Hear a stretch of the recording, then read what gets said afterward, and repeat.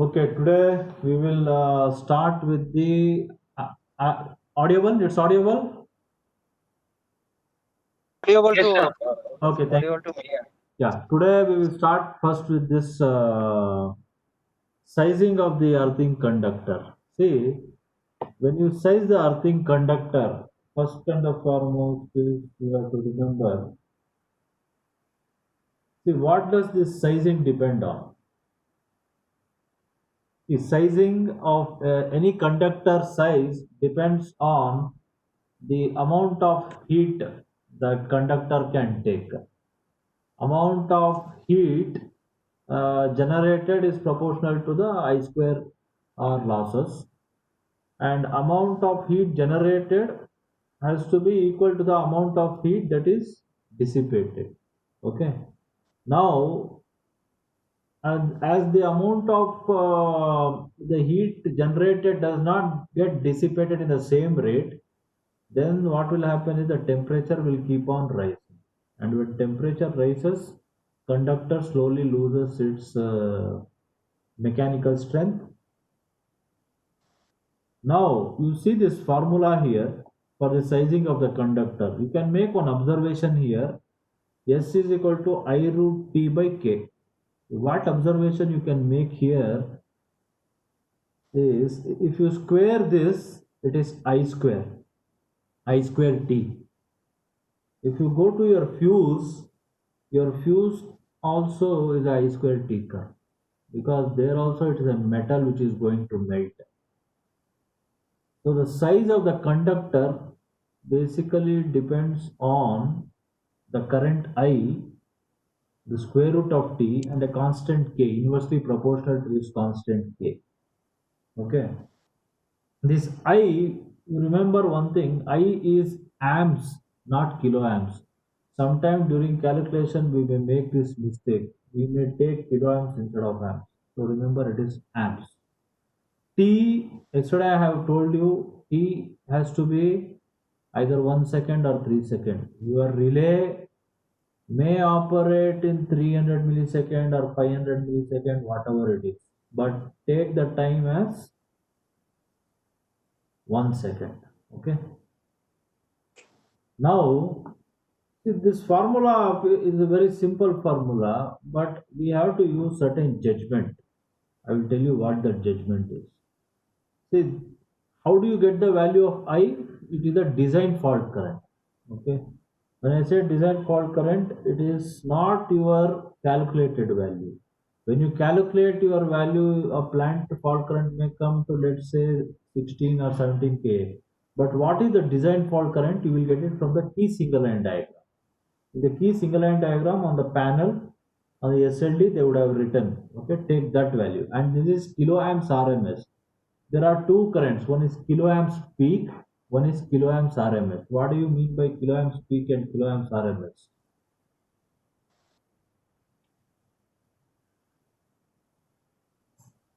See, when you have a fault, the fault current will go like this, right?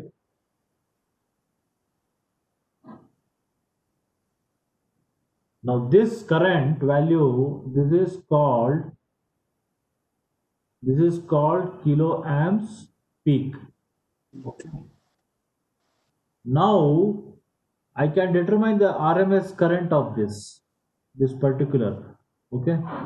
If I determine the RMS current of this particular, that is KA RMS. Whenever something is related to heat, we have to take KA RMS. When something is related to force, we have to take KA peak. Okay. When the fault take place, what happens? There are two things that will happen. So suppose there is a conductor. Okay, when fault takes place, this conductor will get heated. Number one. Number two, this conductor will undergo some force. It will move in some direction, and that current depends on kiloamps peak.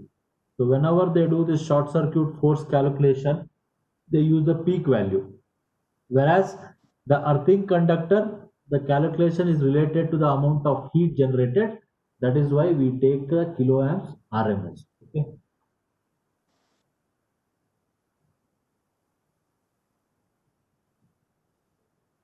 Now, see this value of K, there is a formula for this. I will show that value first. This K is given by this formula, K square root of log T2 plus beta divided by T1 plus beta, where beta is So can I ask you a question? yeah, sure, sure. Yeah, just going back. Yeah, You mean the short circuit force calculation? yeah. The peak value. The other name for it may be mechanical fault level or structural fault level. What we call, right? Is that the same? I am not, I have, frankly speaking, I have not heard this word mechanical or structural fault level in here. Uh, if you are using that term, you please share where it is written. I will see that and I will comment. Oh, okay. Because when you do the forces calculation on the HV conductors, like a dropper or the interplant, Okay, the connections, okay. you take that values higher. In the sense, I think we go for the peak value, and when you do the design for the earth grid, you go for the RMS value. See, the RMS value, for example, may be 50 kA RMS, okay? Yep. And for the same thing, the peak value will be like 2.2 times or something higher than that also. So 2.2 of 50 is how much? 100, 110. So it will be 110 kA peak. Yeah. No, that makes sense. Yeah, that's true. So this peak value is the one which decides the amount of force. And to do this calculation, there is a German standard, DIN standard. Okay, I can share that number later with you. I will. Okay.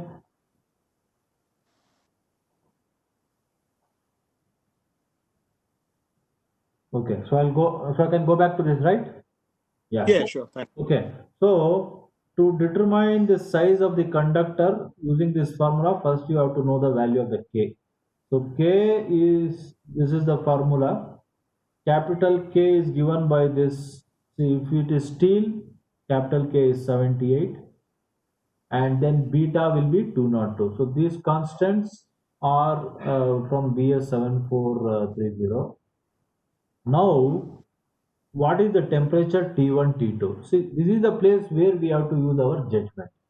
Temperature T1 is the initial temperature of the conductor, temperature T2 is the final temperature. When I say initial temperature, if it can be an ambient temperature, or if your conductor, let's say your conductor is part of a 3-core cable, then it is the temperature of operating temperature of that conductor. Now suppose let's say I am having a plant. My cable, this is the cable, right? This is the cable sitting on the cable tray, right? So the cable is sitting on the cable tray, right? Cable is there on the cable tray. Now the earth strip is here actually. Okay, earth strip is somewhere here. Okay, ideally speaking, ideally speaking, a strip will be somewhere far away from the cable. Okay, but practically speaking, if you go see any site, there will be lot of cables here. Okay, so what will happen? Your earth strip will be touching the cable surface. So whenever there is a fault, this fault current is flowing through this earth strip. Since the fault current flows through this earth strip, your cable around it also will get heated. It is subjected to the temperature of the earth strip. So here we have to restrict the temperature of this earth strip to a value which will not damage this cable. Okay.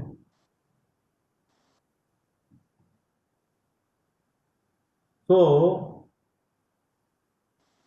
the temperature T2 has to be what? Suppose, see, conductor touching cable.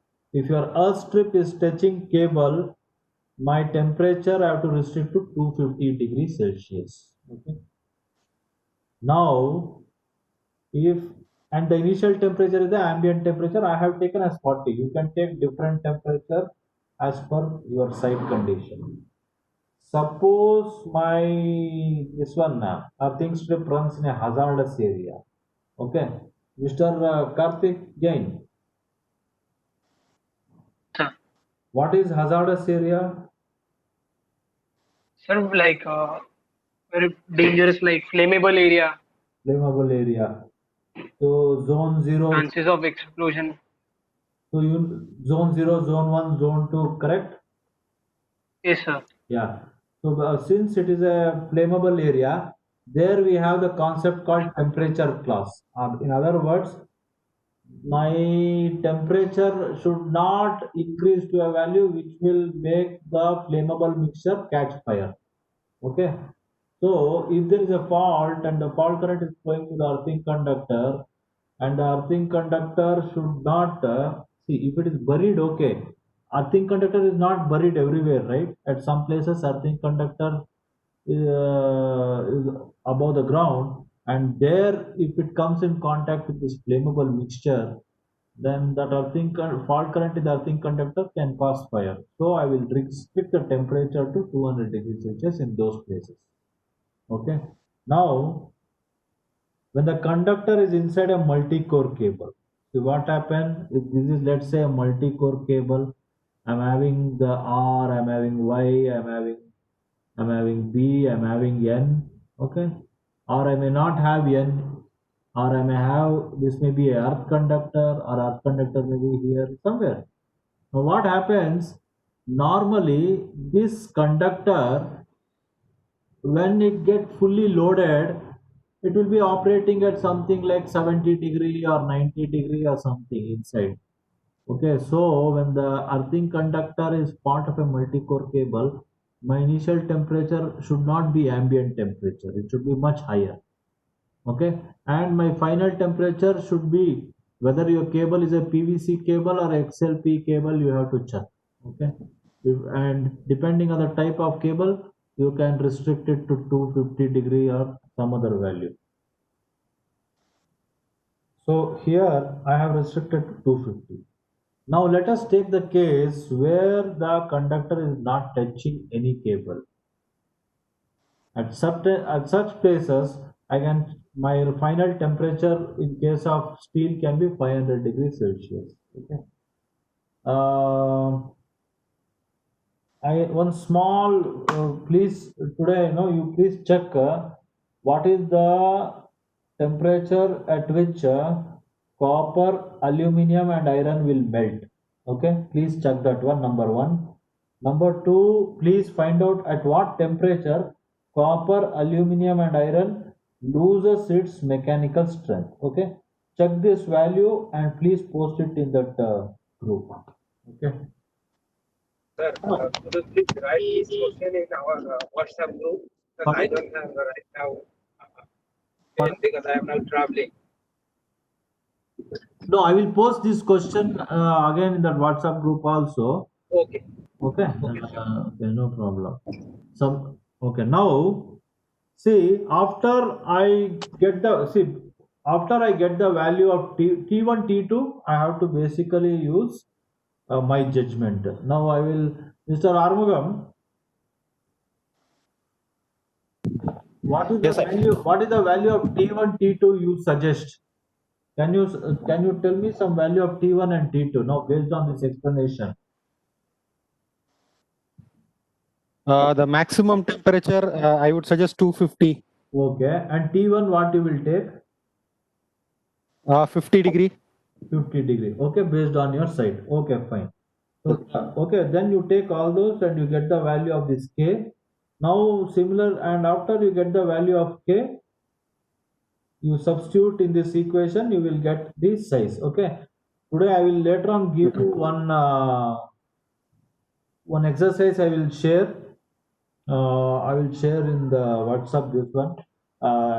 So you please do that exercise by tomorrow. Okay. Okay.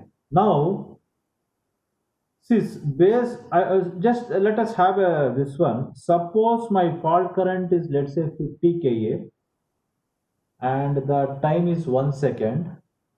Okay, let's say my fault current is 50 kA and my time is 1 second. And let's say I'm taking a conductor which is not touching any cable, and I'm taking a steel. When I say steel, it is I'm taking galvanized iron. So my K value will be 80.5. So what will be my this one approximately? 500 by 80 is how much? Can you check? Calculator or Excel? What is 500 by 80?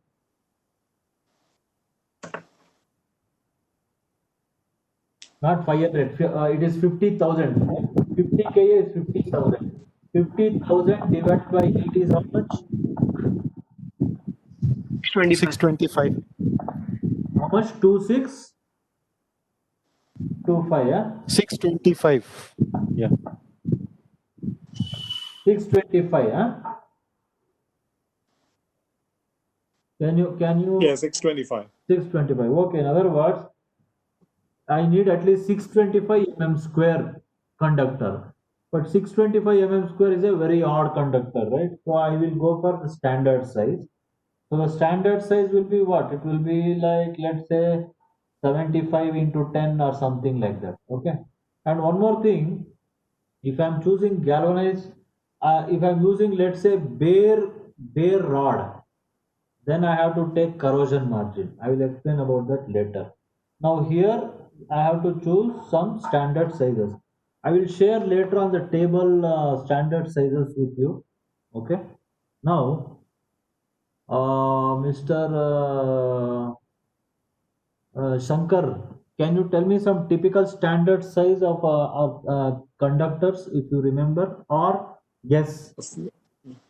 50 square, 95, 120, 150, 300, 500. If it is a bar, 40 by 3 by 25, 40 by 4, 50 by 3. okay, in mm, right? Yeah, in mm square. Okay, okay, thank you. Yeah. So we have to basically use some standard size. Okay. Now there is a minimum dimension of the conductor. Okay, there is a minimum dimension for all the conductors. What do you mean by the minimum dimension of conductor? See, when we take these conductors, see, you, let's say you will get a size like, now you calculated 625 mm square. If the fault current was, let's say, 5 kA, you would have got 62 mm square, right? But we should not use 62 mm square. The reason is, if the size of the conductor become very less, the mechanical strength will be very less. So there is a minimum size. Okay, like if it is a strip, it has to be 90 mm square. If it is a pipe, it has to be 25 mm. If it is a rod, it has to be 16 mm. If it is a wire, it has to be 10 mm. Okay, like this, there are some minimum sizes. You have to follow those minimum sizes. Okay. Now, one more. Sorry, Yeah. sorry, sorry. So, where is the beta value from? So beta value, and see, this beta value is this one. This table, this one is beta value. Okay. It says 234.4 for copper, and it's 254 there. That's why I confused. The beta is the reciprocal of temperature coefficient of reaction is 0.2 for copper and 202 for steel. See, actually, this beta value. Okay, okay. Let me check this. Thank you for pointing out that. I will check this particular thing, and once again I will get back to you. Actually, this beta is taken from a different standard. but I will check this and once again confirm to you. Okay. And excuse me, sir, in formula, what is the capital K? Because we are determining the small k. Mr. Inamul, your voice is not clear. Can you chat in the chat box? Okay, sure, sir. Yeah. This beta value, I will check once again.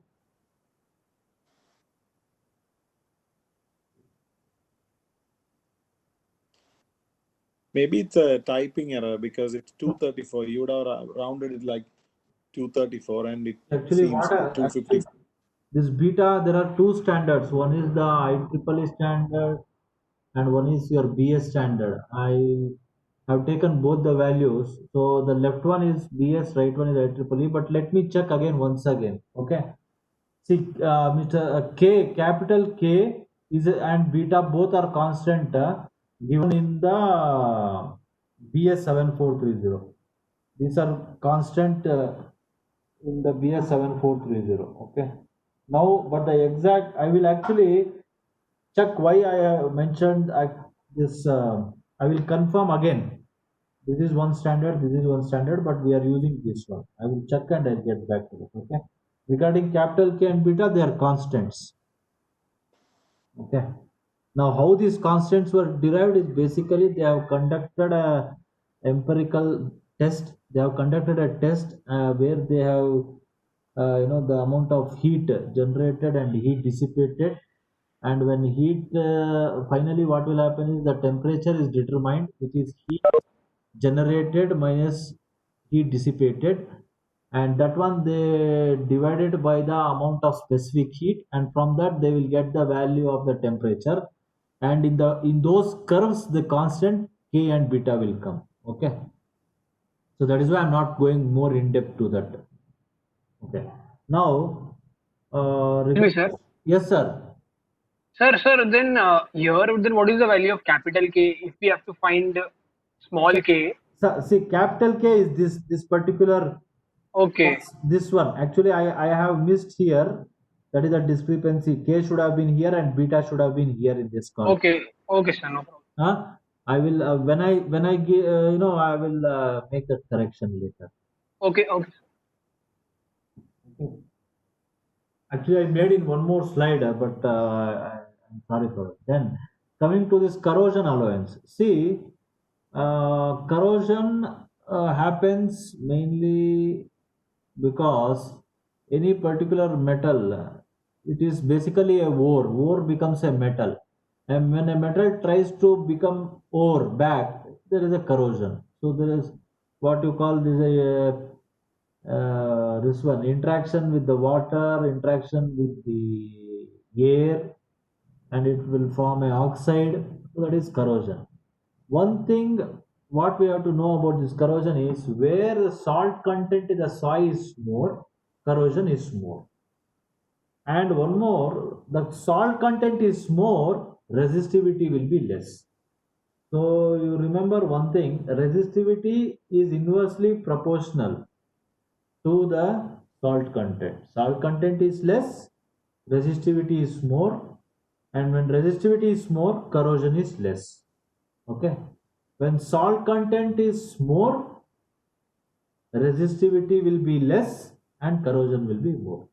So looking at that relation, whenever the soil resistivity is less, okay, so when the soil resistivity is less, like 25 to 100 ohm meter, it means, what does it mean, Mr. Shankar? Yes. If soil resistivity is 25 to 100 ohm meter, what does it mean? Does it mean the salt content and corrosion is more or less? The salt content is good in that soil. That is why the resistivity is low. Resistivity is low Then the because corrosion, content is good. So what will happen to corrosion? it'll be high corrosion there. High corrosion, yes. So suppose, okay, thank you. Mr. Armugam. Yes, sir. Suppose my soil resistivity is like 500 ohm meter. So in that soil, salt content will be high or less? Salt content will be very less. Very less. So what will happen to corrosion? Corrosion also will be less. Corrosion will be less. Okay, fine. Thank you. Yes. So whenever your resistivity is less, corrosion will be high. So you have oversizing has to be more. Whenever your resistivity is more, corrosion will be less. So oversizing can be less. Okay. But remember, this oversizing, what I'm talking is mainly for a conductor which is not galvanized. In substation or when you use rod, when you are not it's not galvanized, there you have to do the oversizing factor. Okay. Otherwise, also it is good to do some oversizing because sometimes galvanizing layer may get peeled off at certain places. Now, coming to different types, before I go to the different types of earthing system, I will explain one more thing. See, I have a generator or I can have a transformer.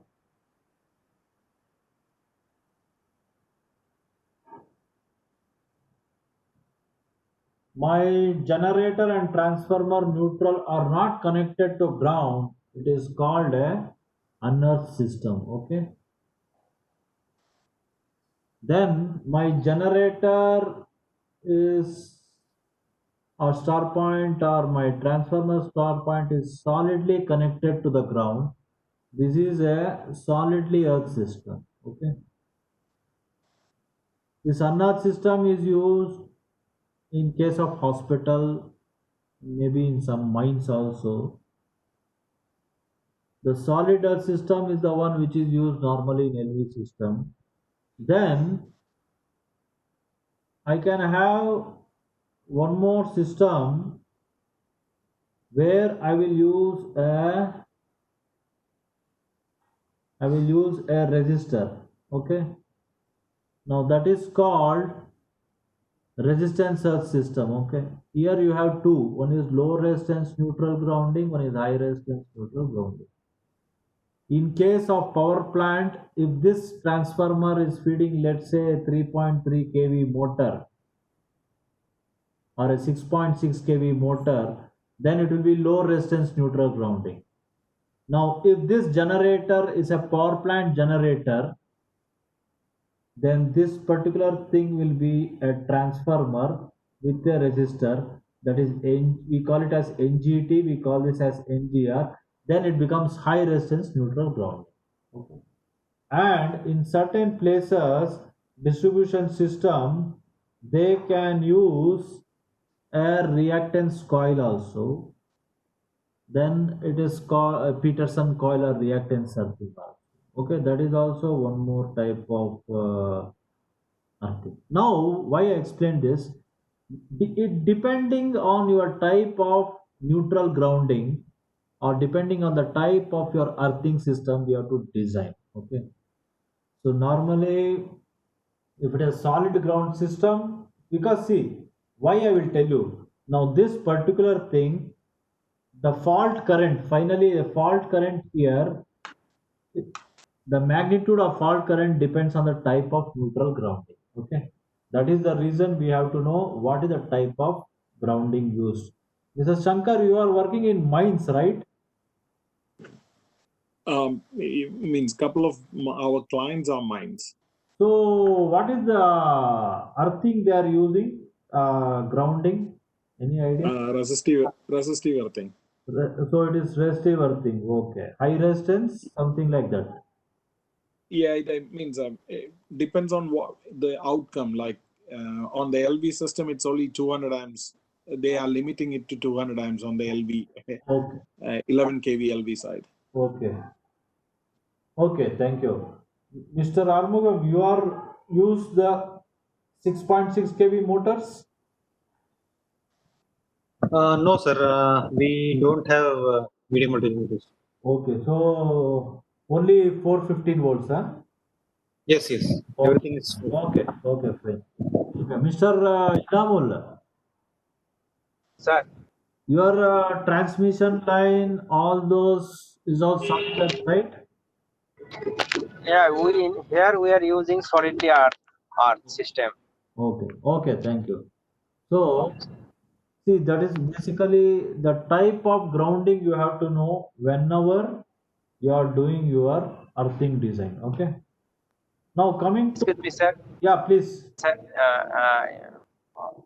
among all other ties, Yeah. solidly earthing system is mostly expensive for the system because the most of the all of the current flows through directly to earth.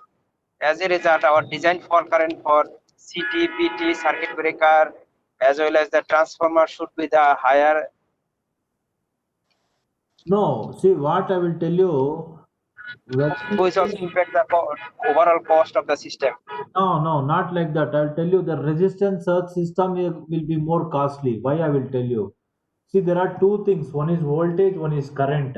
Whether you are using solid earth system or whether you are using the resistance surge system, whichever system you use, though in resistance surge system fault current is limited to 200 or 500 amps or whatever it is, but the phase-to-phase fault is high. You are only able to reduce the single line to ground fault current. Okay, phase-to-phase fault is still high, so we have to. Our system is designed for the maximum fault current. So fault current, we are not going to get that cost benefit. But when you go for resistance system, what will happen? The voltage in the system will build up because of the insulation, that capacitance, all those. So we, instead of going for line to ground, we have to design for line to line voltage. The cost of insulation will be high. So cost will be more in the resistance system than the solid earth system. Okay.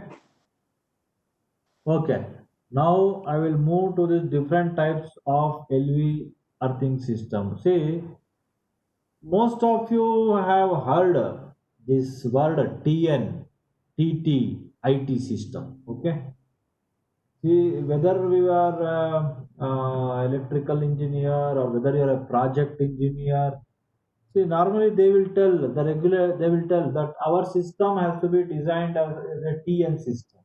Our system is a TT system. Our system is an IT system, they will say.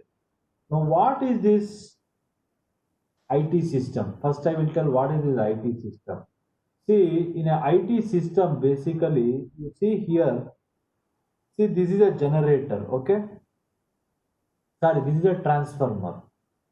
Now, this is my house, okay? Transformer is located somewhere 100 meters, 200 meters away from my house, and this is my house. Now, this power, see, transformer has to deliver power to my house, right? So how does it deliver power to my house? From transformer to my house, I will have three conductors, that is the three phase conductor, RYB, that is represented by this line. And since I am a domestic I consumer, I need neutral also in my house, so I get it that one also from the transformer. Fine. So four wires are coming to my house from the transformer. Fine. Now, if I am a hospital or certain mines or certain other installation, critical installation, I will not take a earth connection. I will tell you why. When there is a fault here, okay, when there is a fault here, what happens? The fault current will be very less. Okay, I will just explain here so that it is clear.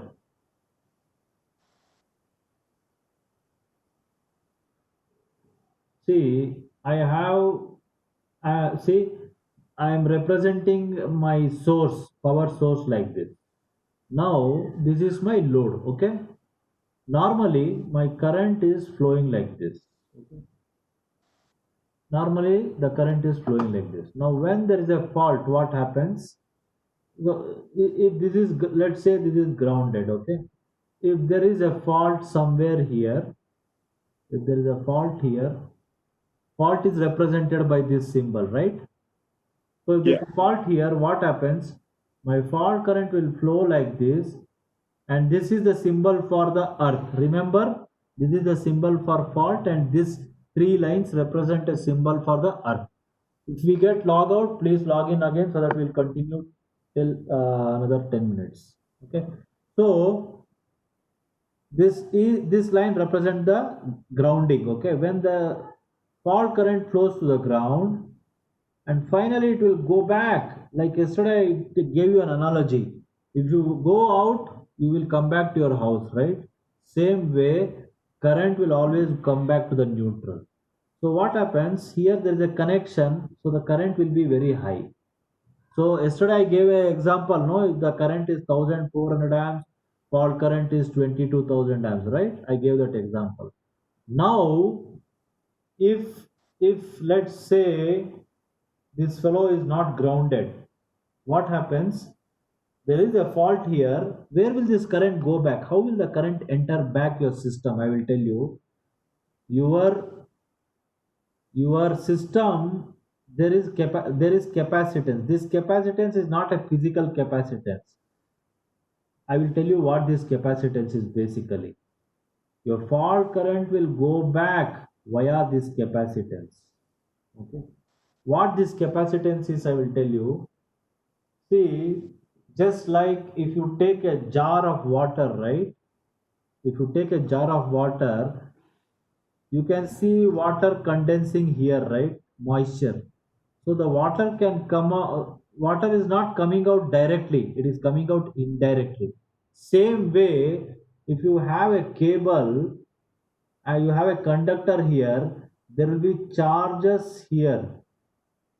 Because of insulation, current cannot come out directly, but just like water coming through this condensation, same way you have charges here. An analogy, okay, it's just an analogy, and this is called capacitance. So current cannot flow directly through an insulator, but due to capacitance, a small amount of leakage current will be there.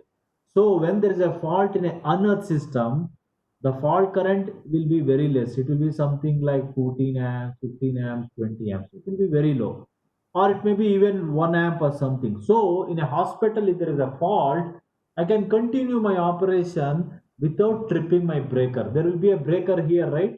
Without tripping this breaker, I can continue my operation. So that is why unearthed system is used at certain place. But imagine this is the first fault. Let's say there is one more fault here. There is a second fault. If there is a second fault here, then this will close the circuit. Okay. The moment there is a second fault, what will happen? This will close the circuit. Okay. The two faults will close the current will flow like this. So that is why in a hospital or any of these places, when there is a first fault, there is an alarm. The moment you get an alarm, that person will know there is a fault. After he finish, he will try to trace the fault and remove the fault, so that the second fault does not take place. Because if second fault takes place, it will be catastrophic. So that is what is an unearthed system. I hope you understood what is an unearthed system, right? So that unearthed system is called IT system. When I say I, it means isolated. The neutral is isolated from the ground. Okay, that is IT system. Then we have one more system called TT system. In a TT system, what they do, in this TT system, we have the neutral. The neutral in this TT system is earthed. Here the source and the ground both are earthed, but we do not run a separate earthing cable from the source to neutral. That is the only difference in a TT system. Okay. Now, in a TT system, what happens when the fault takes place? The fault current will flow through the ground. It will not flow through any conductor. It will flow through the ground. Okay. That is a TT system, and this TT system is